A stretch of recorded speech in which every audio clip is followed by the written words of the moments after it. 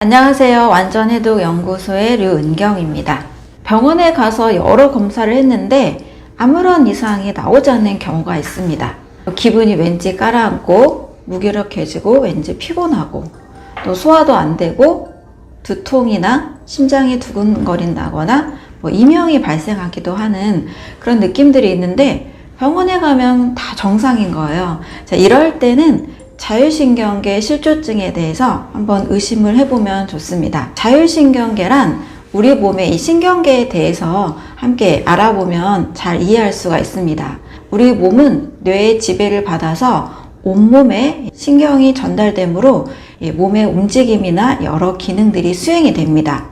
그래서 신경계 하면 중추신경계와 말초신경계가 있습니다. 또 이 중추신경계는 뇌와 척수로 이루어져 있습니다. 그런데 이 말초신경계가 바로 우리 온몸의 여러 감각이나 운동에 대해서 작용을 하는데요. 또 이 말초신경계도 몸신경계와 자율신경계로 이루어져 있습니다. 이 몸신경계는 예전에는 이제 체성신경계라고 이름이 붙였었는데 최근에 몸신경계로 이름이 바뀌었습니다. 몸신경계도 운동신경과 감각신경으로 이루어져 있는데요. 이 운동신경이라는 것은 우리 몸이 자발적으로 움직임을 통제하고 할 수 있습니다. 그런데 자율신경계는 말 그대로 내가 움직임을 통제하는 것이 아니고 내 몸이 알아서 자율적으로 움직이는 기관을 뜻합니다. 자율신경계는 크게 또 교감신경과 부교감신경으로 이루어져 있습니다. 자율신경계는 쉽게 이야기하면 우리 몸과 마음을 연결시켜주는 신경계다라고 이해하셔도 좋습니다. 이런 경험 해보셨을 거예요. 굉장히 긴장될 때, 뭔가 중요한 시험이나 중요한 어떤 프로젝트를 앞두고 있을 때 소화도 안 되고 설사나 변비가 반복되는 그런 불편한 증상들을 경험해 보신 적 있을 겁니다. 이렇게 소화기나 호흡기나 또 비뇨 생식기까지 우리 몸이 자율적으로 이 신경계가 지배를 하고 있다는 뜻입니다. 중요한 시험이나 또 프로젝트를 앞두고 있을 때 이럴 때는 우리 몸이 긴장하는 상태죠.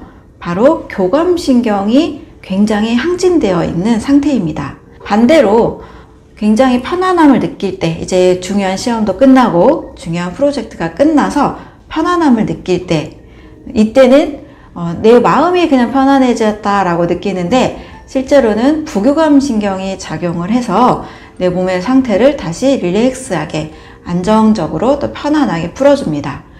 우리 몸이 늘 긴장만 돼 있거나 또 늘 이렇게 릴렉스된 상태만 돼 있다라면 아마 일상생활을 하고 또 중요한 일을 할 때 여러 문제가 생길 거예요. 어떨 때는 긴장해서 중요한 업무를 수행하게 하고 또 늘 긴장만 하면 또 몸이 불편해지겠죠. 부교감신경에도 작용해서 몸에 또 편안한 상태를 만들어줍니다. 이렇게 교감신경과 부교감신경이 마치 시소처럼 자율적으로 모든 기능들을 잘 수행할 수 있게 도와줍니다.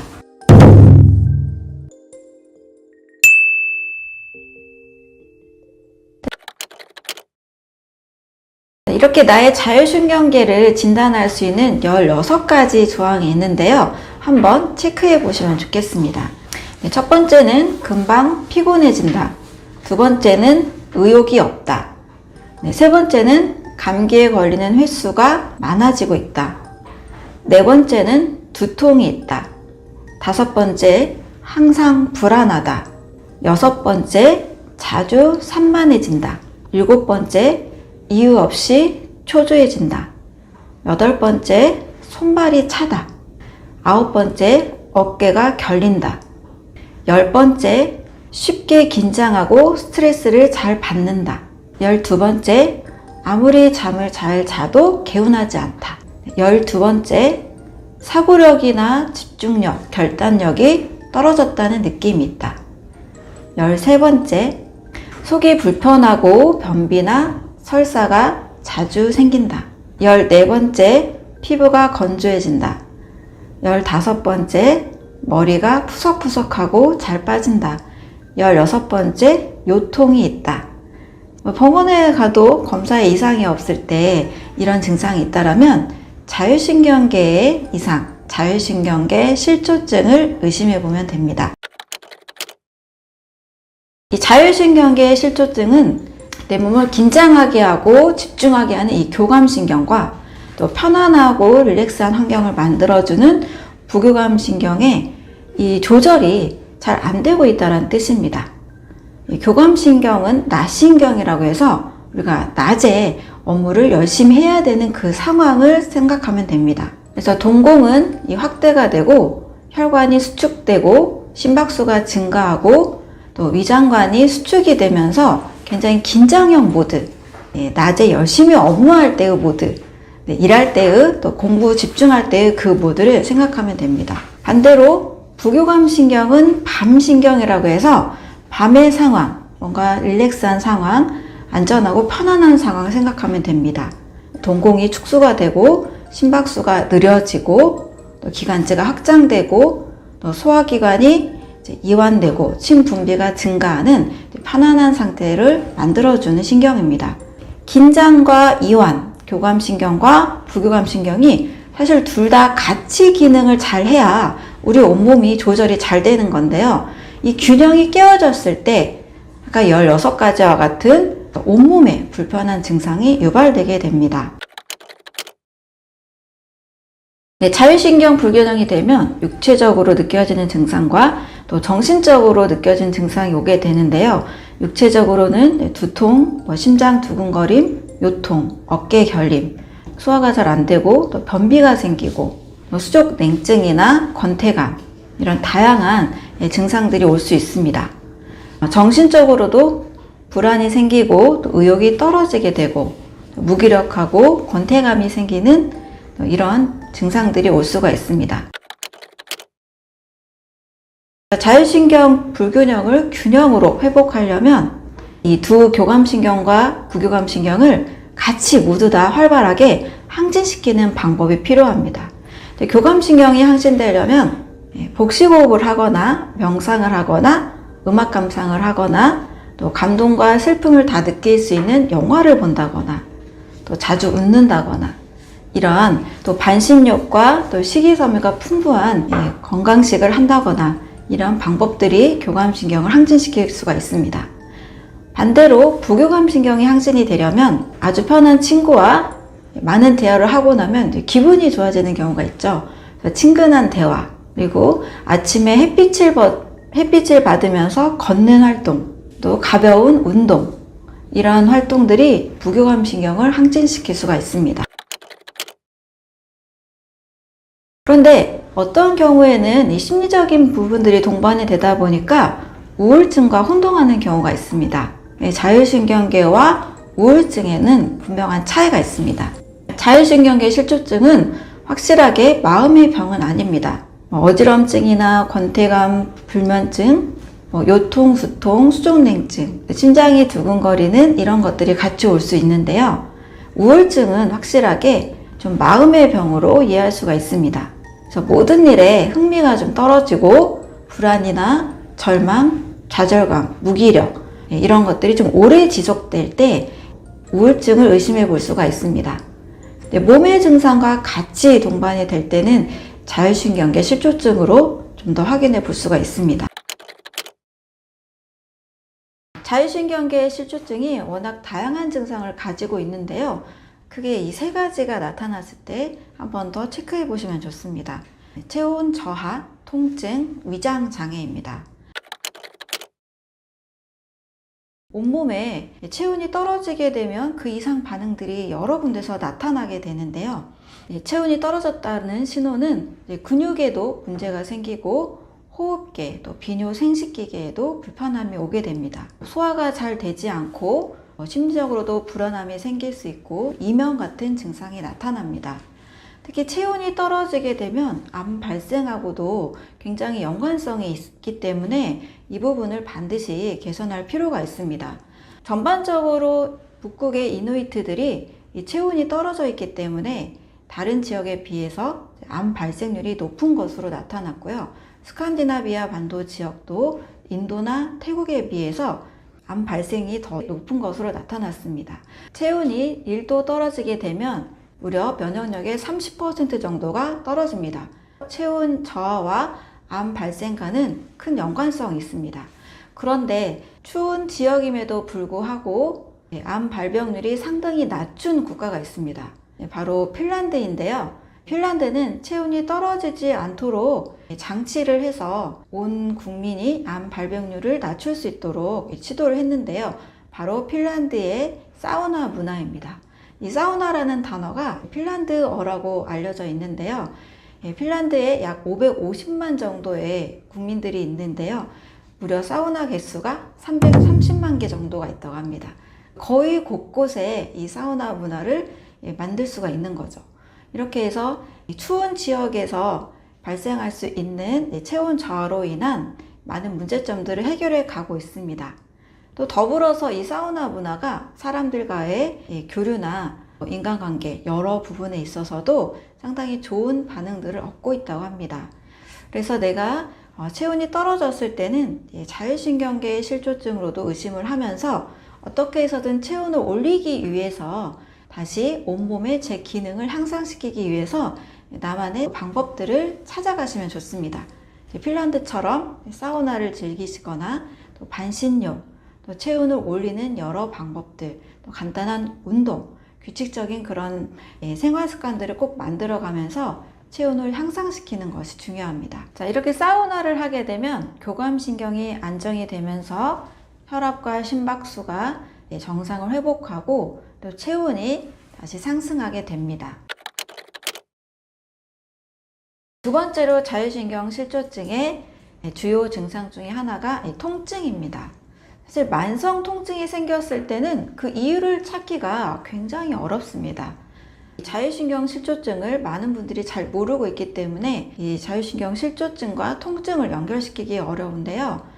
이유 없는 통증이 오래 지속될 때 자율신경과 함께 의심해 볼 필요가 있습니다.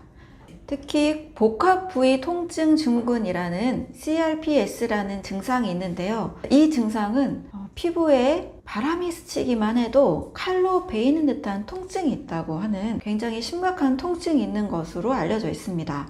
자, 이러한 통증이 있을 때에도 자율신경 실조증과 함께 연관지어서 확인을 해보시고 이에 관련된 치료를 꼭 받아야 될 필요가 있습니다. 또 3차 신경통이라는 게 있는데요. 뇌신경의 5번째 신경인 3차 신경에서 유래합니다. 그런데 뇌신경 유래이지만 자율신경 실조증과 함께 나타나는 경우들이 있습니다. 안면 통증으로 많이 알고 있기도 한데요.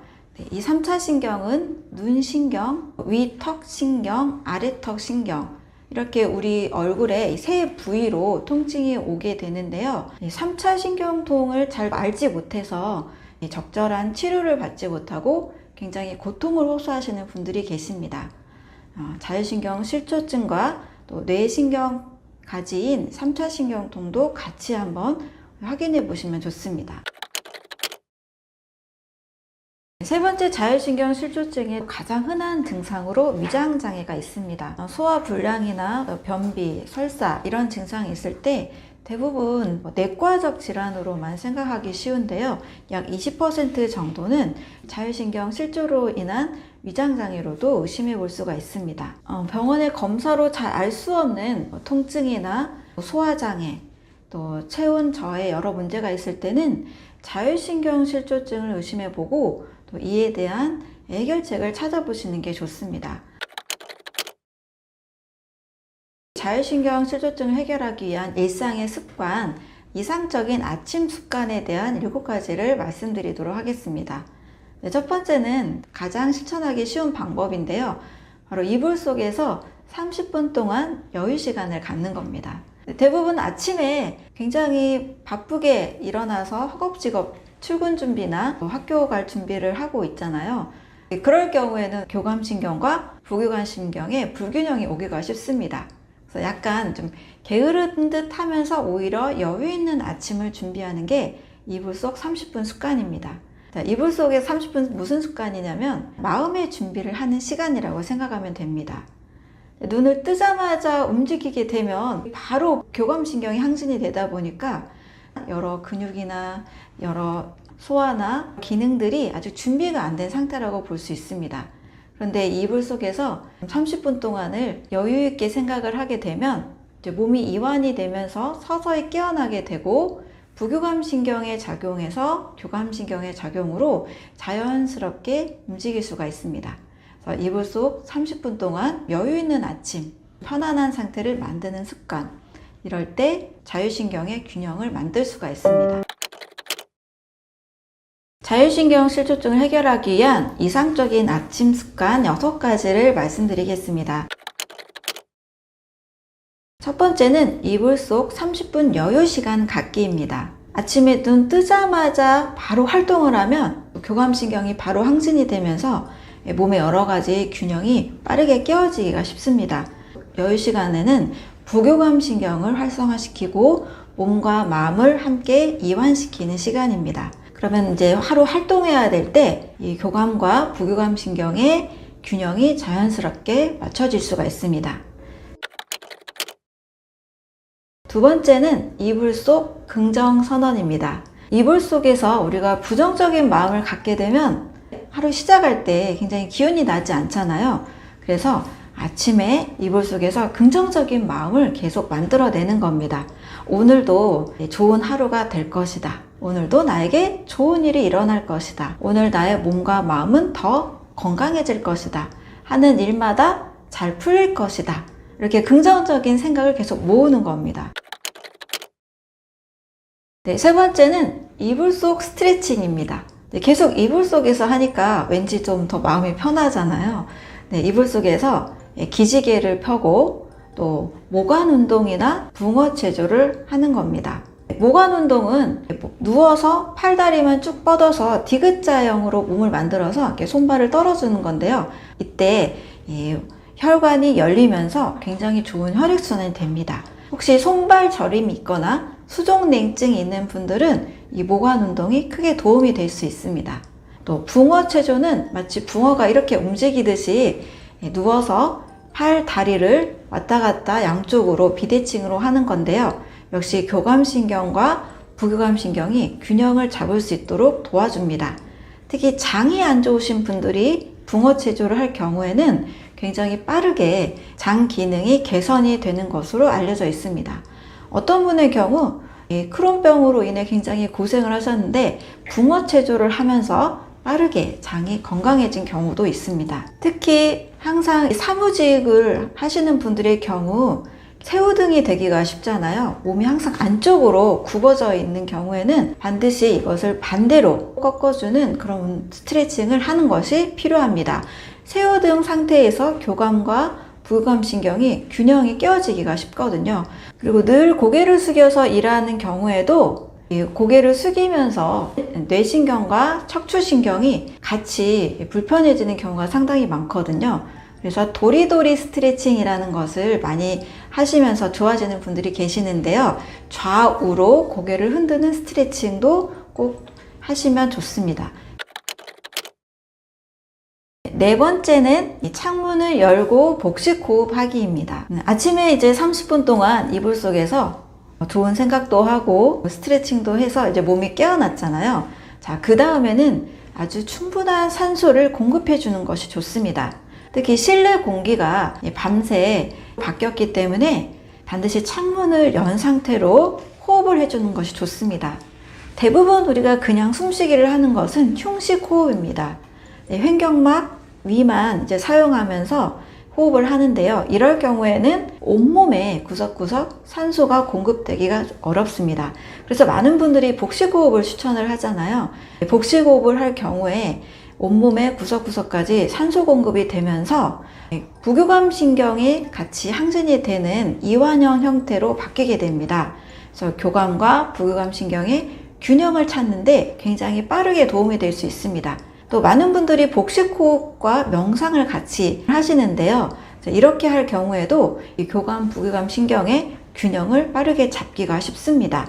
그래서 하루에 단 5분이라도 신선한 공기를 맡으면서 복식호흡을 하는 것을 꼭 추천을 드립니다. 복식호흡의 방법은 코로 숨을 마시고 잠시 멈췄다가 입으로 내쉬는 것이 가장 일반적입니다. 그런데 조금 더 온몸에 산소를 잘 공급해주는 방법으로는 입으로 호흡하기를 추천하지 않습니다. 코로 숨을 들이마시고 잠시 멈췄다가 다시 코로 내뱉을 때 더 좋은 복식호흡이 될 수가 있습니다. 5번째로 좋은 아침 습관으로 물 한 잔을 마시는 겁니다. 좋은 습관으로 많은 분들이 알고 계신데 이것을 실천하기 어려워하시는 분들도 계시거든요. 가장 빠르게 자율신경의 균형을 회복하는 스위치를 켜주는 좋은 습관이 될 수 있습니다. 그래서 아침에는 너무 차가운 물은 별로 좋지 않고요. 미지근한 물을 한 잔 마셔주면 밤새 일어났을 탈수도 예방할 수가 있고 또 신선한 물을 공급해 줌으로써 온몸의 기능의 스위치를 켜주는 역할을 합니다. 6번째로는 아침에 과일 식사를 하는 겁니다. 아침에는요, 이제 몸이 깨어났기 때문에 소화효소를 자극하는 식사는 별로 좋지 않습니다. 아침에 눈 뜨자마자 식욕이 막 샘솟는 분들은 많이 없으시잖아요. 수분과 가까운 식사, 소화효소를 필요로 하지 않은 식사가 가장 이상적입니다. 그래서 물 한 잔을 마시고 과일 식사를 하시게 되면 역시 과일의 90%도 수분이기 때문에 몸에 충분한 수분을 공급해 주면서 아침에 몸이 해독이 활발하게 일어나게 됩니다. 아침에 일어나면 바로 우리가 화장실을 가잖아요. 그것은 우리 몸의 리듬이 화장실 가는 것처럼 내보내는 시간, 해독 시간, 배출의 시간이기 때문입니다. 그래서 물과 함께 수분이 90%가 되는 과일을 함께 드시는 것이 좋습니다. 특히 이 과일에 여러 항산화 물질, 카로틴이나 플라보노이드, 안토시아닌 이러한 물질들은 또 혈관에도 좋은 영향을 미치고 특히 간에도 좋은 성분이 됩니다. 또 이 과일 식사를 하시게 되면 장에도 좋은 식이섬유가 제공이 되기 때문에 우리 몸의 여러 신경계에도 좋은 작용을 미칠 수가 있습니다. 자, 이렇게 해서 6가지 아침 습관을 만든다면 자율신경이 균형을 찾아가는데 빠르게 도움이 될 수가 있습니다. 병원에서 여러 검사를 해도 이상이 없을 때는 먼저 이 6가지 습관을 한번 실천해 보시면 도움이 되실 겁니다. 건강한 삶의 몸의 습관 중에 저는 크게 4가지를 강조하는데요. 음식, 호흡, 운동, 숙면입니다. 그런데 아무리 좋은 음식을 먹고 아무리 운동을 열심히 해도 숙면이 되지 않으면 건강에 많은 효과가 없습니다. 이렇게 4가지 중요 요소 중에서 숙면 습관이 굉장히 중요합니다. 아무리 좋은 음식을 먹고 운동을 열심히 해도 숙면이 되지 않을 때는 그만큼 좋은 효과가 없는 것으로 알려졌는데요. 잠을 잘 자야 우리가 좋은 음식을 먹고 운동하는 것이 나에게 다 크게 좋은 반응들로 오게 됩니다. 수면 습관에는 긴장형 수면과 이완형 수면이 있는데요.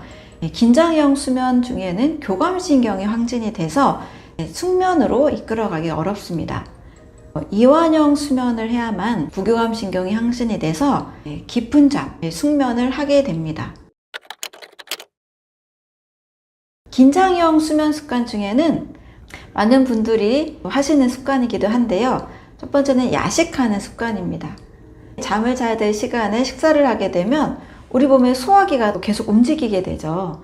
소화기가 또 항진이 되기 때문에 깊은 잠을 들기가 어렵습니다. 두 번째로는 늦은 시간까지 업무를 하거나 스마트폰, TV를 보는 습관입니다. 이 전자기기들로부터 전자파와 블루라이트가 계속 나오고 있기 때문에 우리 몸을 계속 깨어있는 상태로 만들어줍니다.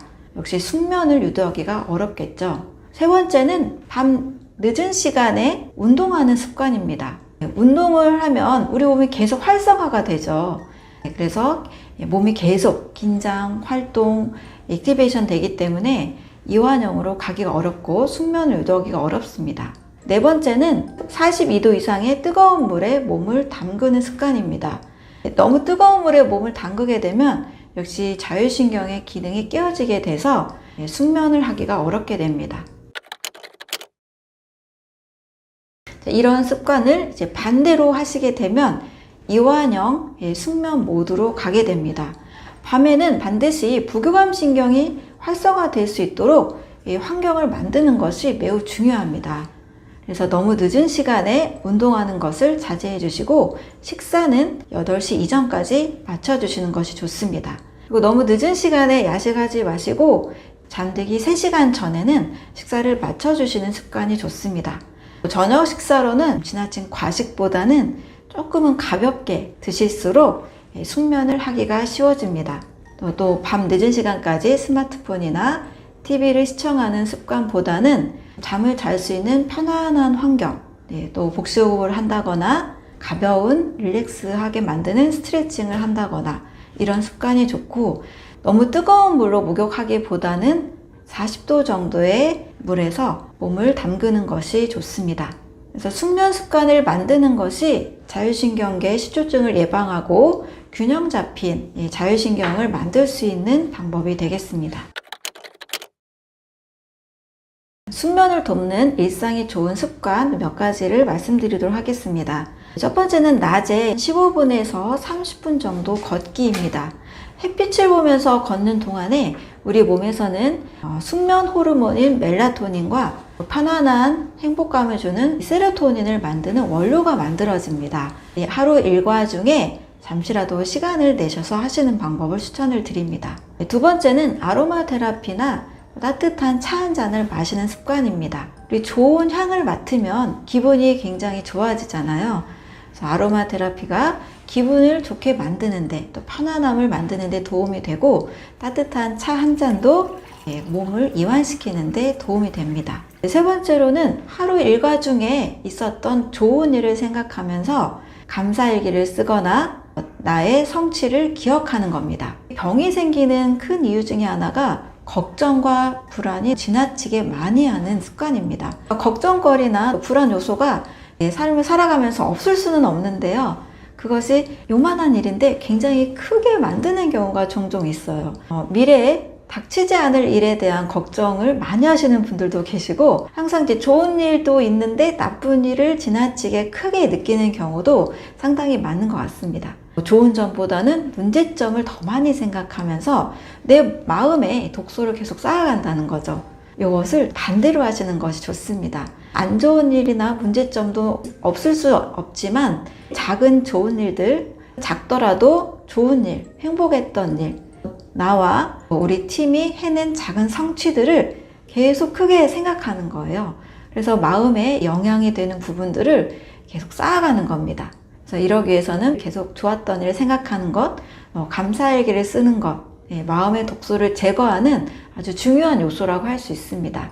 이러한 습관들을 계속 쌓아간다면 밤에 마음이 계속 편안하고 몸이 편안하기 때문에 숙면을 취할 수 있는 좋은 방법들이 됩니다. 이상과 같은 방법들을 일상의 습관에서 하나라도 꼭 실천해 가시면 좋겠습니다. 아침에 토마토가 안 좋다, 저녁에 사과가 안 좋다, 공복에 바나나가 안 좋다, 이런 말들이 있는데요. 이런 부분들을 제가 가지고 있는 건강의 원리로 정리를 해드리도록 하겠습니다. 우리 몸은 사실 한 가지 질병밖에 없다라고 이야기도 할 수 있는데요. 바로 이 하나의 질병은 세포 기능 장애입니다. 온몸에 질병이 생겼다는 것은 세포부터 기능 장애가 일어났다는 것이고, 세포막이나 세포 속 미토콘드리아 변성으로 세포 속으로 산소와 영양소가 제대로 공급받지 않는 상황에서 여러 질병들이 발생하는 겁니다. 자, 그런데 세포는 당연히 늘 우리 몸에 재기능을 하기 위해서는 50종 이상의 풍부한 영양소가 필요합니다. 이 영양소는 당연히 가공식품보다 자연의 음식에서 공급을 받을 수가 있겠죠. 자연의 음식은 크게 7종류로 정리를 해드릴 수 있는데요. 과일류, 채소류, 버섯류, 해조류, 견과류, 씨앗류, 통곡식류라고 할 수 있습니다.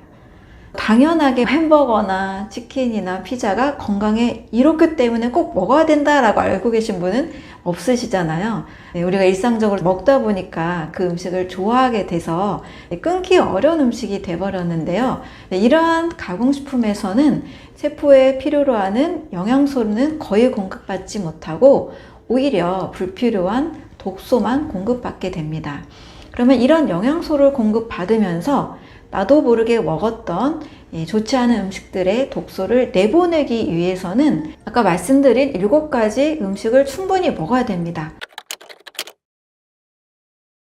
그런데 이 음식들은 아무 때나 대충 먹기보다는 반드시 소화가 잘 되는 시간에 소화가 잘 되는 음식들로 구성하는 것이 좋습니다. 섞어 먹기보다는 단순하게 먹는 것이 좋은데요. 예를 들면 아침에 사과가 좋다라는 말은 다 알고 계실 거예요. 자, 그런 식으로 아침에는 소화 효소가 필요 없는 단순한 음식이 좋습니다. 단순한 음식은 수분이 90%로 이루어진 과일류가 제일 소화가 잘 되는 음식이죠. 그런데 때로는 아침에 토마토가 안 좋다, 공복에 바나나가 안 좋다, 이런 과일에 대한 저격도 있는데요. 저는 그게 왜 안 좋을까? 라는 근거를 찾아봐도 찾을 수가 없습니다. 아침에 예를 들면 이런 경우는 있어요.